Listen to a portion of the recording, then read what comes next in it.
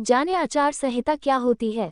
आचार संहिता पर आपके मन में उठने वाले कुछ सवालों के जवाब। जाने आचार संहिता पर आपके मन में उठने वाले सवालों के जवाब। हरियाणा विधानसभा चुनाव की तारीखों का ऐलान हो चुका है। इसी के साथ इन राज्यों में आदर्श आचार संहिता भी लागू हो गई। इस दौरान ज्यादातर सरकारी कामों पर अस्थायी रोक लगी रहेगी। ऐसे में आम लोगों के मन में कई तरह के सवाल हैं। मसलन हरियाणा में सरकारी भर्तियां क्या होती रहेंगी, अगर कोई सड़क आदि बनी है तो क्या काम रुक जाएगा, क्या ड्राइविंग लाइसेंस और पासपोर्ट जैसे डॉक्यूमेंट बनने भी बंद हो जाएंगे। आचार संहिता से जुड़े आपके मन में उठने वाले सवालों का जवाब देने का हम पूरा प्रयास कर रहे हैं। सवाल 1, आज से राज्य में लागू हुई आदर्श आचार संहिता होती क्या है। जवाब, स्वतंत्र और निष्पक्ष चुनाव कराने के लिए चुनाव आयोग ने कुछ नियम बनाए हैं, जिसे आचार संहिता कहते हैं। चुनाव के समय राजनीतिक दलों और सभी प्रत्याशियों को इसका पालन करना होता है। आचार संहिता के तहत बताया जाता है कि राजनीतिक दलों और कैंडिडेट को चुनाव के दौरान क्या करना है और क्या नहीं करना है। सवाल 2,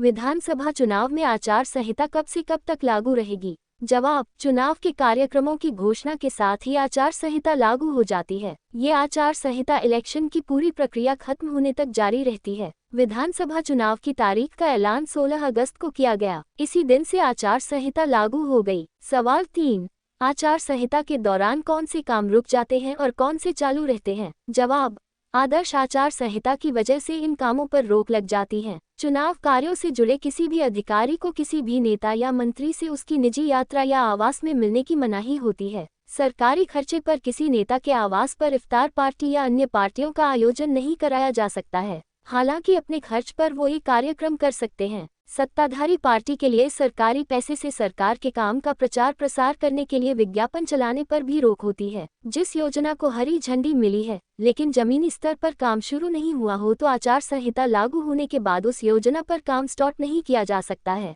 आदर्श आचार संहिता लगने के बाद पेंशन फॉर्म जमा नहीं हो सकते और नए राशन कार्ड भी नहीं बनाए जा सकते। हथियार रखने के लिए नया आर्म्स लाइसेंस नहीं बनेगा। बीपीएल के पीले कार्ड नहीं बनाए जाएंगे। कोई भी नया सरकारी काम शुरू नहीं होगा। किसी नए काम के लिए टेंडर भी जारी नहीं होंगे। किसी नए काम की घोषणा नहीं होगी। सवाल 4, हरियाणा में 50,000 से ज्यादा सरकारी पदों पर जारी भर्तियों और अन्य स्कीम और कामों का क्या होगा, जिसकी घोषणा सरकार कर चुकी है। जवाब, हरियाणा के सीएम नायब सिंह सैनी ने 50,000 भर्तियों का वादा किया है। इनमें से 34,000 पदों पर भर्ती हो गई है। बाकी पदों के लिए भर्ती प्रक्रिया जारी है। जो भर्ती प्रक्रिया चल रही है उस पर कोई रोक नहीं लगेगी। आचार संहिता लागू होने के बाद नई भर्तियां निकलती है तो यह चुनाव आयोग को देखना पड़ेगा कि भर्ती अभी क्यों निकाली जा रही है। इस भर्ती के देरी से निकलने की क्या वजहें हैं। अगर इसका उचित जवाब नहीं मिलता है तो यह माना जाएगा कि जानबूझकर देरी की गई है। सवाल 5, आचार संहिता लागू होने के बाद ड्राइविंग लाइसेंस, आवासीय और कास्ट सर्टिफिकेट बनाना संभव है या नहीं। जवाब, हरियाणा के मुख्य चुनाव अधिकारी पंकज अग्रवाल का कहना है कि चुनाव आचार संहिता के नाम पर जरूरी काम नहीं रोके जा सकते हैं। पहले चल रहे विकास कार्यों को भी बंद नहीं किया जा सकता है। राशन कार्ड में संशोधन, ड्राइविंग लाइसेंस आदि बनाए जाते रहेंगे। जाति प्रमाण पत्र, निवास प्रमाण पत्र बनाने और जमीनों की रजिस्ट्री जैसे काम करने पर कोई रोक नहीं लगती है। सवाल 6,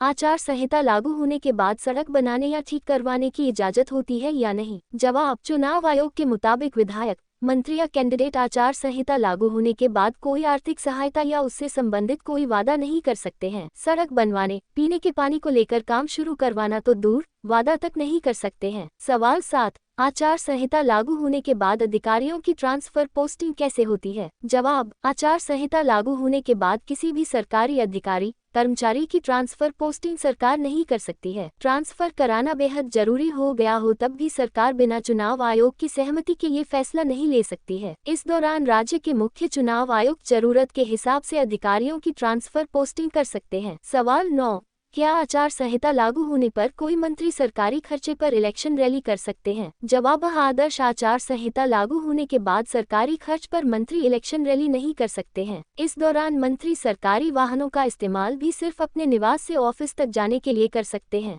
सवाल 10, क्या आचार संहिता के दौरान मंत्री अपने आधिकारिक दौरे के समय चुनाव प्रचार कर सकते हैं। जवाब, नहीं। आचार संहिता लागू होने के बाद मंत्री अपने आधिकारिक दौरे के समय चुनाव प्रचार नहीं कर सकते हैं। यहाँ तक कि चुनाव प्रचार के लिए सरकारी गाड़ियों, विमानों या किसी दूसरे सुविधाओं का भी इस्तेमाल नहीं किया जा सकता। सवाल 11, क्या शराब के ठेकों, तेंदू की पत्तियों के टेंडर की नीलामी की जा सकती है। जवाब, नहीं। इस तरह के किसी टेंडर की नीलामी नहीं की जा सकती है। सरकार जरूरी होने पर आचार संहिता से पहले ही कोई तत्कालीन व्यवस्था कर सकती है। हरियाणा में विधानसभा चुनाव के लिए 1 अक्टूबर की तारीख निर्धारित की गई है और वोटों की गिनती 4 अक्टूबर को होगी। चुनाव की तारीख निर्धारित होते ही नेता अपनी अपनी तैयारी में जुट गए हैं। प्रमुख पार्टियों के नेता आकार कमान व वोटरों को जाने के लिए जुट किए हुए। नतीजा इस महासमर का परिणाम कुछ भी हो, किंतु ये तो तय है कि अब वोटरों को अपनी समस्याएं सुनने के लिए नेताओं के घर नहीं बल्कि नेताओं को समस्याएं सुनने के लिए वोटरों के घर आना पड़ेगा।